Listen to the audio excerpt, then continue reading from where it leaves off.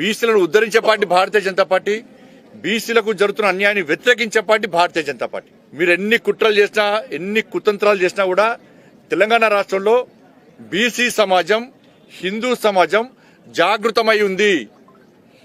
మీరు ముస్లింలను 10% తీసుకొచ్చి మా దానిలో కలిపితే మేము ఒప్పుకోము. ఇది బీసీలకు అన్యాయం జరుగుతున్నది.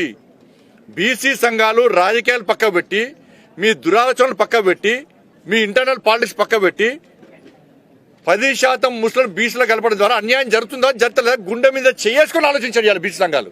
అసెంబ్లీలో ఎట్టి పరిస్థితుల్లో వ్యతిరేకిస్తాం. మేము ఢిల్లీలో నరేంద్ర మోడీ గారిని ఒప్పియాలంటే, పార్లమెంట్ దీన్ని ఆమోదించాలంటే, ఆర్డినెన్స్ తీసుకురావాలంటే, తెలంగాణ రాష్ట్రంలో నిజమైన బీసీలకు న్యాయం జరగాలని చెప్పి కాంగ్రెస్ పార్టీ ప్రభుత్వానికి చిత్తశుద్ధి ఉంటే 10% ముస్లిం తీసేయండి, బీసీలకు 42% ఇవ్వండి.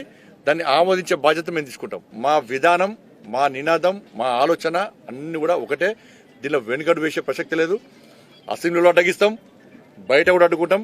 బీసీలకు న్యాయం చేసే పార్టీగా, బీసీల పార్టీగా ఇలా భారతీయ జనతా పార్టీ మొట్టమొదటిసారిగా దేశంలో ఏ రాజకీయ పార్టీ అనౌన్స్ చేయని విధంగా బీసీ ముఖ్యమంత్రిని చేస్తామని ప్రకటించిన పార్టీ భారతీయ జనతా పార్టీ.